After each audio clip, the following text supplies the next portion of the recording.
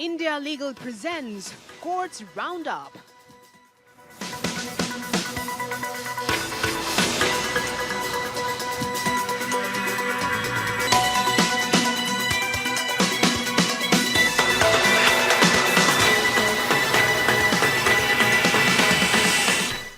Doctor ortho Ayurvedic oil and capsule, अब दर्द भी घुटने टेकेगा।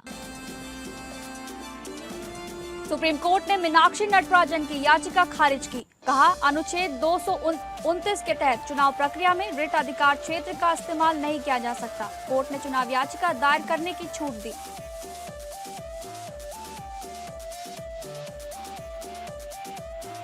सीबीएसई रिजल्ट और रीड इवैल्यूएशन को लेकर एनएसयूआई की याचिका पर दिल्ली हाईकोर्ट ने एनएसयूआई की याचिका पर फिलहाल आदेश देने से इनकार किया। कहा, बच्चों के भविष्य का है सवाल। जिन छात्रों को शिकायत है वे सीधे सीबीएसई या कोर्ट जा सकते हैं। सुप्रीम कोर्ट ने अनुसूचित जनजाति दर्जे के विवाद में राहत देने से किया इनकार। कहा, केवल संसद ही इसमें संशोधन कर सकती। कहा, लाभ तभी मिलेगा अगर जाति राष्ट्रपति के आदेश में हो। उपजाति शामिल होने की दलील कोर्ट ने खारिज की। भीमा कोरेगांव मामले में आरोपी वरवर राव ने हैदराबाद शिफ्ट होने की अनुमति मांगी। मुंबई में खर्च अधिक, पेंशन कम होने की दलील। बॉम्बे हाईकोर्ट ने एनआईए से मांगा जवाब।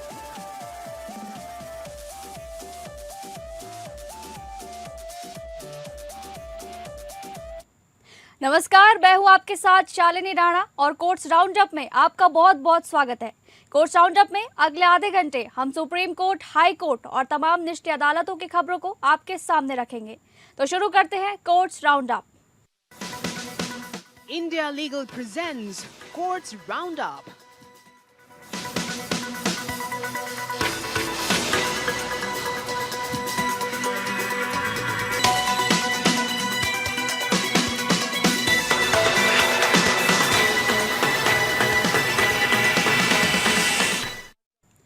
कोर्ट से जुड़ी खबरों का रुख करेंगे, जहां सुप्रीम कोर्ट ने कांग्रेस नेता मीनाक्षी नटराजन की मध्य प्रदेश से राज्यसभा उम्मीदवारी रद्द करने के खिलाफ दायर याचिका खारिज कर दी है।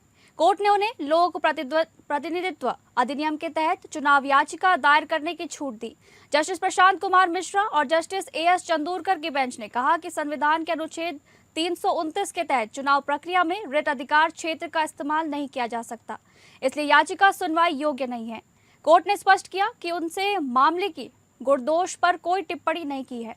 रिटर्निंग ऑफिसर अरविंद शर्मा ने 9 जून को नटराजन का नामांकन रद्द कर दिया था। कारण ये रहा कि उन्होंने फॉर्म 26 के हलफनामे में तेलंगाना कोर्ट में दायर एक निजी शिकायत का जिक्र नहीं किया था, जबकि उन्हें समन मिल चुका था। सुप्रीम कोर्ट ने मीनाक्षी नटराजन मामले में आदेश सुनते हुए कहा कि हमने सभी दलीलों पर ध्यान दिया जिसमें याचिकाकर्ता द्वारा बताया गया कि आरओ ने आदेश दिया है कि याचिकाकर्ता ने अधूरा फॉर्म भरा है और अपने खिलाफ चल रहे शिकायत मामले की जानकारी नहीं दी है। इसमें यह भी कहा गया है कि याचिकाकर्ता ने मामले में लिखित दलीलें पेश की थी, इसलिए उन्हें मामले की पूरी जानकारी नहीं थी। याचिकाकर्ता ने आरओ के आदेश के खिलाफ ईसीआई का रुख किया था, लेकिन लिखित आवेदन देने और 10 जून को पूरी ईसीआई के सामने व्यक्तिगत रूप से दलीलें पेश करने के बावजूद ईसीआई ने कोई आदेश पारित नहीं किया। वही याचिकाकर्ता की ओर से शुरुआत में ही कहा कि संविधान के अनुच्छेद 329 के तहत रोक लागू नहीं होती, क्योंकि याचिकाकर्ता चुनाव प्रक्रिया को निष्पक्ष और पारदर्शी तरीके से पूरा करना चाहती हैं। याचिकाकर्ता का कहना है कि याचिका दायर करने का मकसद चुनाव में बाधा डालना नहीं है। इस मामले में आरपी एक्ट की धारा 33A का भी जिक्र किया गया है, जिसके तहत कानून में ऐसे लंबित मामले की जानकारी देना जरूरी है जिसमें 2 साल से ज्यादा की सजा का प्रावधान हो और आरोप तय किए जा चुके हों।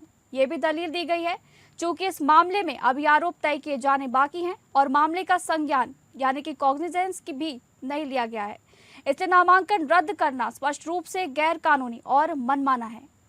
कोर्ट के सामने एमएस गिल 1975 और अशोक कुमार 2004 के मामलों के आधार पर यह भी दलील दी गई है कि संविधान चुनाव से जुड़े विवादों पर विचार करने पर पूरी तरह रोक नहीं लगाता, जबकि याचिका में मांगी गई राहत चुनाव में बाधा डालने के लिए नहीं, बल्कि उसे सुचारू रूप से जारी रखने के लिए हो। वरिष्ठ वकील अभिषेक मनु सिंघवी ने कहा कि लोक प्रतिनिधित्व अधिनियम की धारा 33A के अनुसार सिर्फ वही आपराधिक मामले बताने जरूरी है जिनमें ट्रायल कोर्ट ने आरोप तय किए हों। ये शिकायत अभी संज्ञान के पहले चरण में है। वरिष्ठ वकील मुकुल रोहतगी ने कहा कि चुनाव लड़ने का अधिकार मौलिक अधिकार नहीं, वैधानिक अधिकार है, इसलिए अनुच्छेद 32 लागू नहीं होता। देखिए, मैं ये कहना चाहूंगी कि माननीय उच्चतम न्यायालय के फैसले का अध्ययन हमारे जो वकील हैं वो करेंगे। उस पर मुझे अभी कुछ नहीं कहना, वो कहना मेरा उचित भी नहीं है, संवैधानिक दायरों में नहीं है। लेकिन चुनाव आयोग कॉम्प्रोमाइज्ड है, ये तो सब लोग जानते हैं। Today, Meenakshi Natarajan has filed a writ petition there invoking Article 32 of Honorable Supreme Court, and it was pleaded and it was prayed that the order passed by the RO was challenged there in Article 32 petition there in Honorable Supreme Court, but Honorable Supreme Court dismissed the petition filed by Meenakshi Natarajan ji on the ground that it is not maintainable because there is a bar pertaining to Article 329 of the Constitution, and these type of petitions which are challenging the elections should move toward the election petition because they are the statutory right to fight an election, and the statutory right should be through the statutory principles from they can be challenged via election petition only. So the petition filed by the Meenakshi Natarajan today was dismissed on the grounds of maintainability. इसी case पर मामले पर ज्यादा जानकारी देंगी India legal researcher Tejaswini Mishra. बताइए तेजस्विनी, क्या कुछ जानकारी है केस से जुड़ी हुई? नमस्कार। आज सुप्रीम कोर्ट ने राज्यसभा चुनाव से जुड़े एक महत्वपूर्ण मामले में अपना ऑब्जर्वेशन दिया है। कांग्रेस नेता मीनाक्षी नटराजन ने मध्य प्रदेश से राज्यसभा के लिए अपना नॉमिनेशन रिजेक्ट किए जाने के खिलाफ सुप्रीम कोर्ट का दरवाजा खटखटाया था। उनका कहना था कि रिटर्निंग ऑफिसर ने उनका नॉमिनेशन गलत और मनमानी तरीकों से रिजेक्ट किया है, क्योंकि तेलंगाना की एक प्राइवेट क्रिमिनल कंप्लेंट को 26 में डिस्क्लोज करने को रिजेक्शन का आधार बनाया गया। लेकिन सुप्रीम कोर्ट के बेंच जस्टिस प्रशांत कुमार मिश्रा और जस्टिस A.S. चांदोरकर ने रिट पिटीशन को नॉन मेंटेनेबल मानते हुए खारिज कर दिया। कोर्ट ने स्पष्ट रूप से कहा कि कॉन्स्टिट्यूशन का article 329 clause B election process के दौरान कोर्ट्स के जुडिशियल इंटरवेंशन न्यायिक हस्तक्षेप पर रोक लगाता है। बेंच ने कहा कि अगर कोर्ट इलेक्शन के दौरान ऐसे मामलों पे हस्तक्षेप करना शुरू कर दे तो पूरी चुनावी प्रक्रिया प्रभावित हो सकती है। जस्टिस मिश्रा का यह भी कहना था कि कोर्ट ग्लैरिंग और ऑर्डिनरी एरर्स के बीच कोई नई कैटेगरी नहीं बन सकती। कोर्ट के अनुसार अगर कुछ नॉमिनेशन डिस्प्यूट में आर्टिकल 32 या आर्टिकल 226 के तहत राहत दी जाए और अन्य मामलों को इलेक्शन पिटीशन के लिए भेजा जाए तो ये आर्टिकल 329 के मकसद और उद्देश्य के विपरीत होगा। कोर्ट ने यह भी स्पष्ट किया है कि कॉन्स्टिट्यूशन ने इलेक्शन डिस्प्यूट के समाधान के लिए एक अलग और विशेष प्रक्रिया दी है जिसको नजरअंदाज नहीं किया जा सकता। इसलिए सुप्रीम कोर्ट ने पिटीशन को डिसमिस कर दिया, लेकिन मीनाक्षी नटराजन को representation of the people act के तहत इलेक्शन पिटीशन दाखिल करने की लिबर्टी दी। इस जजमेंट की महत्व की बात में यह है कि आर्टिकल 229 की कॉन्स्टिट्यूशन बार को और मजबूत करता है और ये स्पष्ट करता है कि इलेक्शन प्रोसेस के दौरान जुडिशियल इंटरवेंशन बहुत सीमित रहे। कोर्ट ने इलेक्शन लॉ की स्थापित सिद्धांतों को दोबारा दोहराया कि नॉमिनेशन के एक्सेप्टेंस के या रिजेक्शन से जुड़े विवादों को समाधान इलेक्शन प्रोसेस के पूरे होने के बाद इलेक्शन पिटीशन के माध्यम से ही किया जाना चाहिए। यह फैसला स्थापित करता है कि चुनावी प्रक्रिया के बीच अदालतों के हस्तक्षेप सीमित रहेगा और वैसे विवादों के फैसले चुनाव के बाद कानूनी प्रक्रिया के तहत ही किया जाएगा। जी बहुत बहुत धन्यवाद तेजस्विनी, केस से जुड़ी तमाम जानकारी हमारे दर्शकों तक साझा करने के लिए। अगली कोर्ट से जुड़ी खबर का रुख करेंगे, जहां पर अनुसूचित जनजाति संविधान अनुसूचित, इस खबर को आगे इस खबर पर हम बात करेंगे। इससे पहले हम वेब रिपोर्टर से समझे कि अनुच्छेद 329 क्या कहता है।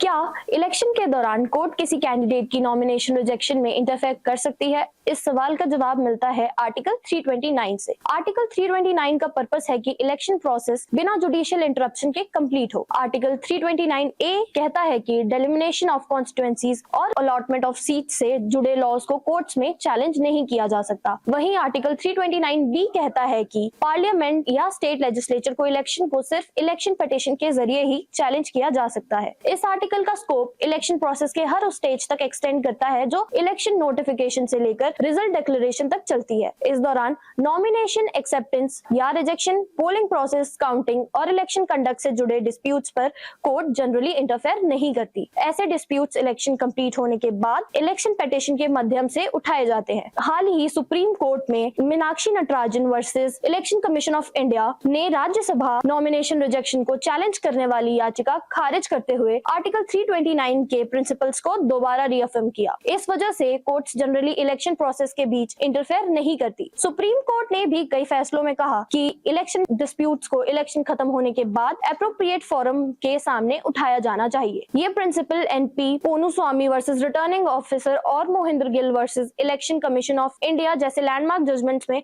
एस्टैब्लिश किया गया था। यही आर्टिकल 329 की कॉन्स्टिट्यूशनल फिलॉसफी है। Do follow us for more legal updates.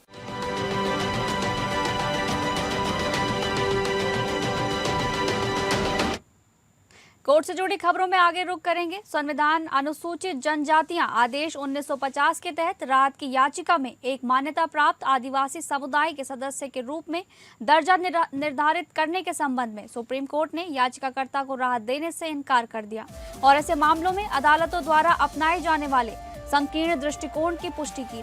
Justice Satish Chandra Sharma और जस्टिस संजीव सचदेवा की पीठ ने के समक्ष मामला था, जिसमें याचिकाकर्ता की जाति संविधान के अनुच्छेद 342 के तहत जारी राष्ट्रपति के आदेश में उल्लेखित न होने के आधार पर लाभ से इनकार को चुनौती दी गई थी। याचिकाकर्ता के वकील ने दलील दी कि याचिकाकर्ता मांझी समुदाय का सदस्य है और उसकी उपजाति डिमर एक बड़ी मान्यता प्राप्त समुदाय का हिस्सा है।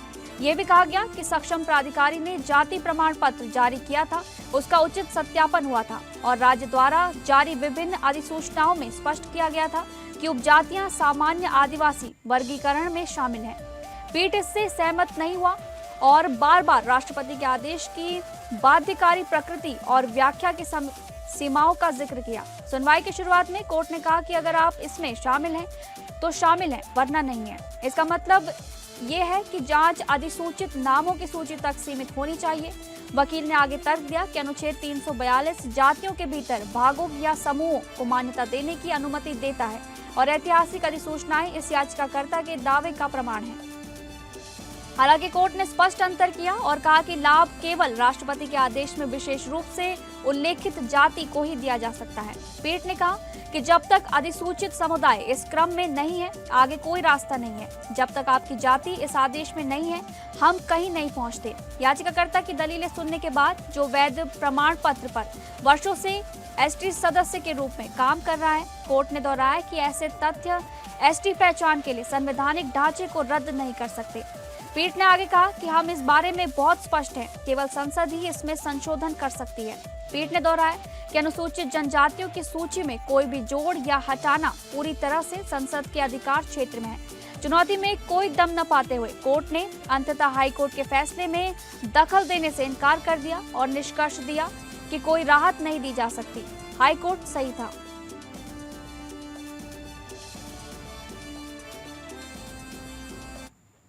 अगली कोर्ट से जुड़ी खबर का रुख करेंगे, जहां सुप्रीम कोर्ट ने फिर आईपीएस अधिकारी डी रूपा मौदगिल और आईएएस अधिकारी रोहिणी सिंदूरी से लंबे समय से चल रहे विवाद को सुलह के जरिए सुलझाने की अपील की। मामला रोहिणी सिंदूरी बनाम रूपा दिवाकर मौदगिल से जुड़ा है। जस्टिस सतीश चंद्र शर्मा और जस्टिस संजीव सचदेवा की बेंच सिंदूरी की याचिका पर सुनवाई कर रही थी। याचिका में कर्नाटक हाईकोर्ट के उस फैसले को चुनौती दी गई थी जिसमें निचली अदालत के मानहानि के संज्ञान लेने के आदेश को बरकरार रखा गया था।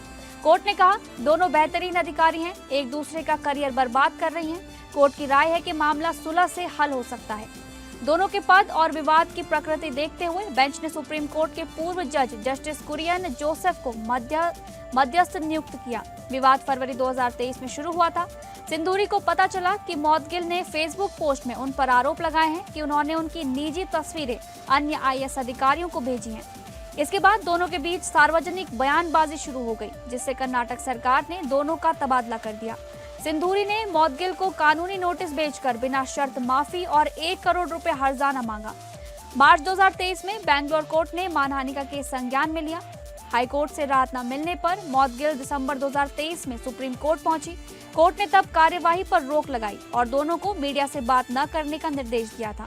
कोर्ट ने पोस्ट हटाने और माफी पर भी जोर दिया था। कई कोशिशों के बाद भी सुलह नहीं हो सकी। सिंधूरी ने कहा कि आरोपों से उनकी छवि को अपूरणीय नुकसान हुआ है। नवंबर 2024 में कोर्ट ने मौदगिल को याचिका वापस लेने की अनुमति दी थी क्योंकि समझौता नहीं हो सका था और मामला अब ट्रायल पर जाएगा।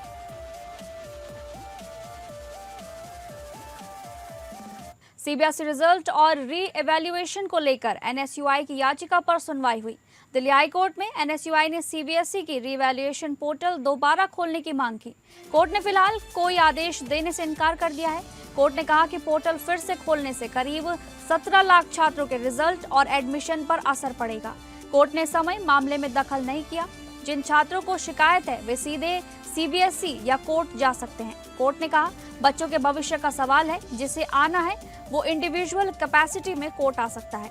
सुनवाई के दौरान सॉलिसिटर जनरल तुषार मेहता ने सीबीएसई की ओर से विरोध किया। उन्होंने कहा कि याचिका सिर्फ अनुमान पर आधारित है और इससे छात्रों के हित प्रभावित होंगे। लाखों छात्रों के एडमिशन पहले ही रुके हैं, आगे देरी नुकसानदायक होगी। एसजी के अनुसार सीबीएसई ने री इवैल्यूएशन के लिए 2 बार पोर्टल खोला था, 19 से 25 मई और फिर 2 से 7 जून तक। अब तक 3.8 लाख उत्तर पुस्तिकाएं री इवैल्यूएशन के लिए जमा हो चुकी हैं। उन्होंने साफ किया कि जिन 1.67 लाख छात्रों ने आवेदन नहीं किया उनके लिए दोबारा आवेदन की कोई व्यवस्था नहीं है। एसजी ने कहा कि अब नया निर्देश देने से 17.8 लाख छात्रों के परिणाम में देरी हो सकती है। एनएसयूआई ने कहा कि 1 लाख से ज्यादा छात्र अब भी आवेदन करना चाहते हैं, उन्हें कम से कम 4 दिन का अतिरिक्त समय दिया जाए।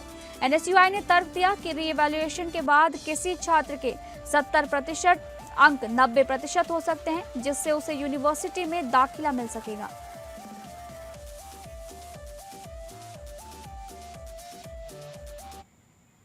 अगली कोर्ट से जुड़ी खबर का रुख करेंगे, जहां दिल्ली हाईकोर्ट ने साकेत बिल्डिंग गिरने वाले मामले पर एक और आदेश दिया, जिसमें डॉक्टर कपिल कक्कड़ द्वारा अपलोड किए गए अतिरिक्त वीडियो हटाने को कहा गया। न वीडियो में उन्होंने फिर से एक मौजूदा हाईकोर्ट जज को 30 मई को साकेत में इमारत गिरने से 6 लोगों की मौत का जिम्मेदार ठहराया था। जस्टिस नीना बंसल कृष्णा और जस्टिस मधु जैन की खंडपीठ ने दिल्ली हाईकोर्ट बार एसोसिएशन की सूचना पर यह आदेश दिया। बार एसोसिएशन ने बताया कि 8 जून को कोर्ट ने कक्कड़ का सोशल मीडिया अकाउंट ब्लॉक करने और जज के खिलाफ वीडियो हटाने का आदेश दिया था। इसके बाद भी उसने समान आरोपों वाले और कंटेंट अपलोड कर दिए। वरिष्ठ अधिवक्ता एन हरिहरन ने डीएचसीबीए की ओर से कहा कि नए वीडियो में कक्कड़ ने बताया कि उसका अकाउंट ब्लॉक करने का आदेश हुआ है और लोग अब उसके पर्सनल अकाउंट को फॉलो करें। हरिहरन ने कहा कि कक्कड़ ने लोगों से खुद को पैसे दान करने की अपील भी की। वीडियो देखने के बाद कोर्ट ने सवाल किया कि क्या उसके आदेश ऐसे लोगों के लिए रोक का काम कर रहे हैं। कोर्ट ने कहा सोशल मीडिया के साथ हम क्या करें। हर मामले में अदालतों ने सख्ती दिखाई है, लेकिन क्या ये रोक लगा पा रहा है? ये तेजी से आम होता जा रहा है। ऐसे लोगों का क्या करें जिन्होंने पूरी तरह से बेकाबू होना चुन लिया है। कई मामले हैं जहां लोगों को जेल भेजा गया है। मत कहिए कि हम नरम रहे हैं। 8 जून को कोर्ट ने कक्कड़ के वीडियो और सोशल मीडिया पोस्ट हटाने का आदेश दिया था। इनमें उसने हाईकोर्ट जज को हत्यारा कहा था और साकेत में इमारत गिरने से 6 लोगों की मौत के लिए जिम्मेदार ठहराया था। कोर्ट ने उसके एक्स मेटा और यूट्यूब अकाउंट ब्लॉक करने का भी आदेश दिया था। यह आदेश डीएचसीबीए द्वारा दायर आपराधिक अवमानना याचिका के बाद आया था। याचिका में कहा गया था कि कक्कड़ ने मौजूदा हाईकोर्ट जज और न्यायपालिका के खिलाफ अपमानजनक और अवमाननापूर्ण टिप्पणियां की हैं।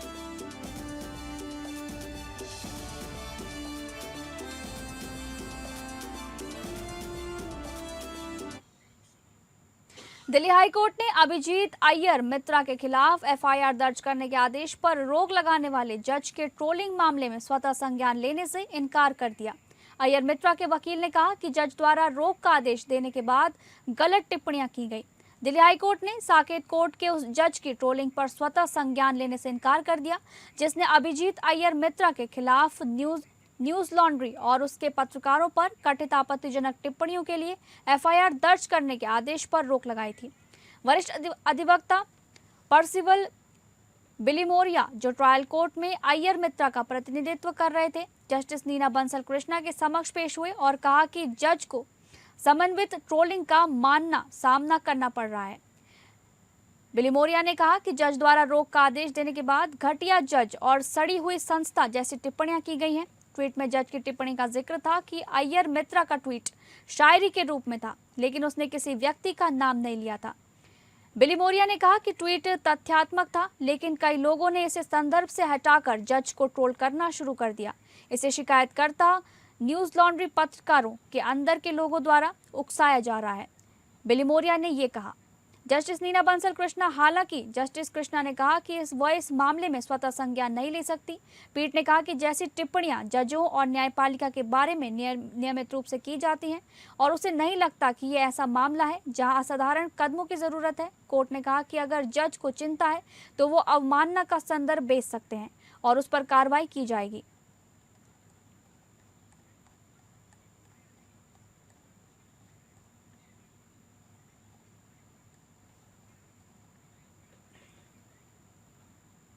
कोर्ट से जुड़ी अगली खबर का रुख करेंगे, जहां भीमा कोरेगांव मामले में आरोपी कार्यकर्ता कवि पी वरवर राव ने मुंबई से हैदराबाद अपना स्थायी निवास बदलने की अनुमति मांगने के लिए बॉम्बे हाईकोर्ट में याचिका दायर की है। जस्टिस एएस गडकरी और जस्टिस कमल खाता की खंडपीठ ने नेशनल इन्वेस्टिगेशन एजेंसी से जवाब मांगा है और सुनवाई 2 हफ्ते तय की है। भीमा कोरेगांव मामला पुणे के पास 1 जनवरी 2018 को हुई हिंसा के पीछे माओवादी संबंधों और बड़ी साजिश के आरोपों से जुड़ा है। इस मामले में 16 लोगों को गिरफ्तार किया गया था। 2018 में पुणे पुलिस ने 9 को और बाद में जांच संभालने के बाद एनआईए के 7 को गिरफ्तार किया। 16 में से जेसुइट पादरी और कार्यकर्ता फादर स्टान स्वामी की 2021 में हिरासत में मौत हो गई थी। सभी आरोपी सुप्रीम कोर्ट और बॉम्बे हाई कोर्ट से जमानत ले चुके हैं। राव 2018 में गिरफ्तार किए गए लोगों में शामिल थे और मार्च 2021 तक न्यायिक हिरासत में थे। तब बॉम्बे हाई कोर्ट ने उन्हें चिकित्सा आधार पर 6 महीने की अंतरिम जमानत दी थी। बाद में अगस्त 2022 में सुप्रीम कोर्ट ने उन्हें चिकित्सा आधार पर जमानत दी। जमानत की शर्तों में से ये एक राव मुंबई की विशेष एनआईए अदालत के अधिकार क्षेत्र से अदालत की स्पष्ट अनुमति के बिना बाहर नहीं जा सकते हैं। राव ने कहा है कि उम्र, बीमारी और बढ़ते खर्चों के कारण मुंबई में रहना मुश्किल हो गया है। याचिका में कहा गया है कि उन्हें और उनकी 76 वर्षीय पत्नी को हैदराबाद में रहने वाले परिवार के सदस्यों की जरूरत है, जहां उनका घर है और रिश्तेदार हैं। उन्होंने कोर्ट को बताया कि उनकी बेटी और नातिन भी डॉक्टर हैं। उन्होंने कोर्ट को बताया कि मुंबई में रहना आर्थिक रूप से बोझ बन गया है। यहाँ मासिक खर्च 77,000 रुपये से ज्यादा है, जबकि पेंशन करीब 50,000 रुपये है। 16 मार्च 2026 को एनआईए अदालत ने राव की याचिका खारिज कर दी थी। विशेष अदालत ने कहा था कि सुप्रीम कोर्ट द्वारा 2022 में हैदराबाद यात्रा की जो अनुमति दी गई थी वो अस्थायी थी और मुंबई से स्थायी रूप से जाने की अनुमति नहीं दी गई थी। इस आदेश को वरिष्ठ नागरिक राव ने अपने वकील एडवोकेट आर सत्यनारायण ने जरिए अब चुनौती दी है। राव की अपील में कहा गया है कि यह प्रतिबंध हैदराबाद में स्थायी रूप से जाने पर रोक लगाने के लिए नहीं था, खासकर उनकी चिकित्सा स्थिति और मुंबई में बार बार आवास पाने में दिक्कतों को देखते हुए था।